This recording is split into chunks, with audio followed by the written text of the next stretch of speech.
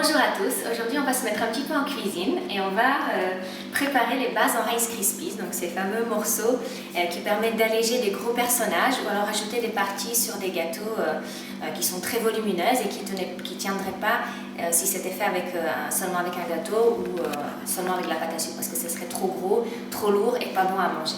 Donc ça ressemble à ça, produit fini, mais on va le préparer ensemble. Alors pour cela, il vous faut des chamallows.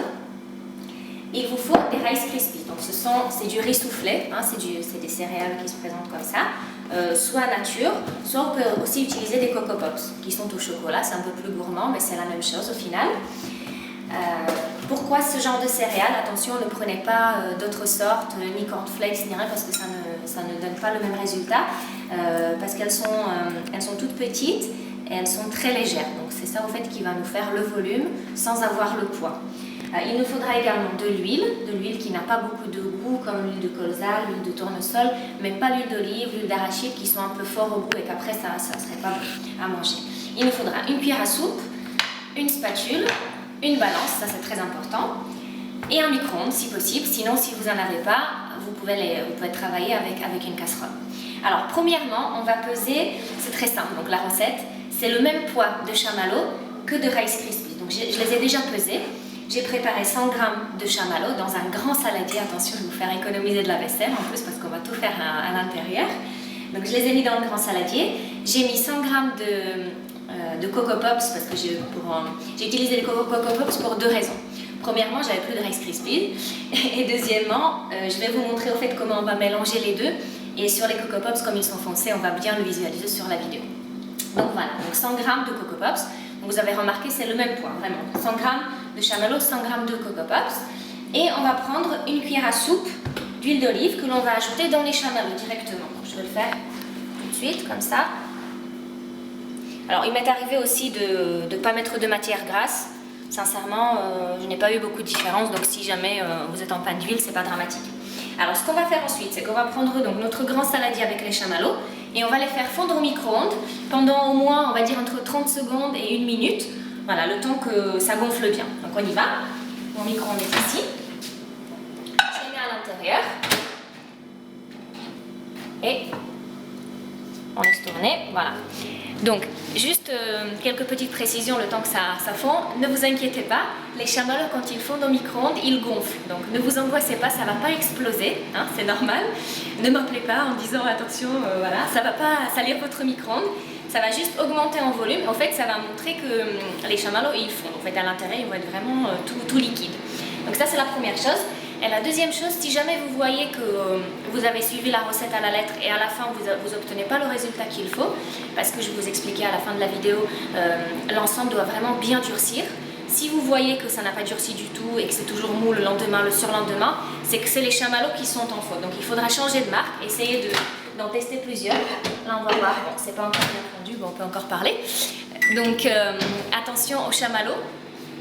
Selon les marques, donc ça peut ne pas fonctionner. Donc si jamais il y a un souci, c'est ça. Après les céréales, les Coco Pops, elles sont un peu enrobées. Elles sont un petit peu plus sucrées aussi que le Rice Krispies. Donc après, c'est à vous de voir ce qui vous convient le plus.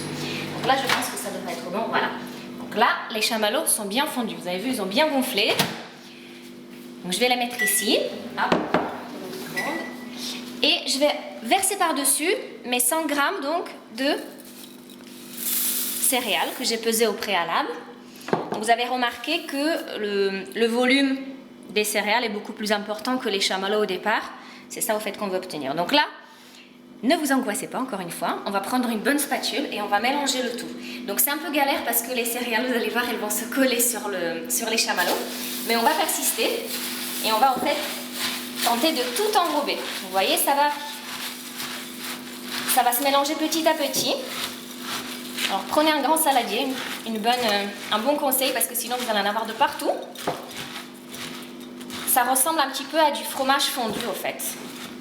Vous voyez que sur les céréales foncées, elles commencent à s'enrober au fait de ce mélange de plus en plus. Donc il faut vraiment bien insister, bien mélanger. Parce que s'il y a des céréales qui ne sont pas enrobées, après au séchage, elles vont se détacher et ça ne va pas tenir la forme. Donc bon, c'est très collant, Surtout ne touchez pas avec les mains parce que vous allez vous retrouver avec deux boules de Rice Krispies au bout de vos doigts. Donc maintenant, une fois que c'est bien mélangé, pour moi, là c'est parfait, je vais me mouiller les mains avec de l'eau froide.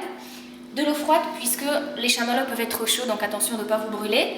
Et de l'eau parce que je ne voudrais pas donc que ça m'accroche aux mains. Il n'y a pas besoin de mettre de la matière grasse sur les mains, l'eau seule suffira. Donc je vais me humidifier à peine les mains, pas noyer, hein, mais voilà. Je vais sortir donc la masse que j'ai préparée de mon saladier.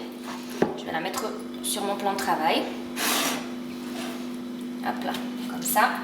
Alors si ça colle, il faut remouiller les mains. Comme je l'ai fait moi, on va sortir donc les Rice Krispies. Et maintenant, on va les façonner comme on a envie. Vous pouvez faire, par exemple, si vous avez une tête à faire, vous faites une grosse boule. Si vous avez un corps, vous faites un œuf. Moi, je prépare pour un cours des bases pour faire un petit sac à main. Donc, je vais faire une forme un petit peu allongée, ovalisée, qu'après, on recoupera de toutes les façons. Mais bon, on va dire une forme vraiment grossière, une forme de base. Ensuite, j'ai oublié de vous dire, il faut préparer un morceau de papier sulfurisé sur lequel on va laisser sécher notre forme. La laisser sécher et la laisser bien durcir.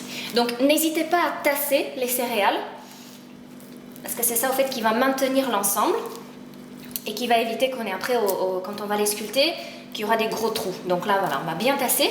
J'ai vu sur le site de C'est Maman qui l'a fait, une très bonne idée, c'est que si, par exemple, vous voulez faire une fusée, vous pouvez tasser ces céréales dans une bouteille en plastique qui va vous donner la forme de la fusée. Voilà, une petite idée comme ça.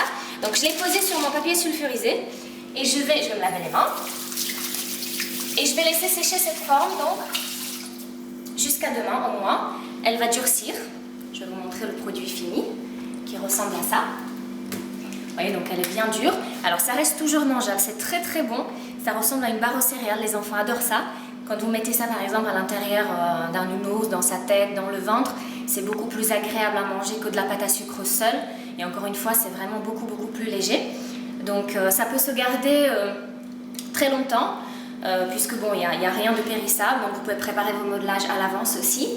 Attention à la date limite d'utilisation des produits par contre.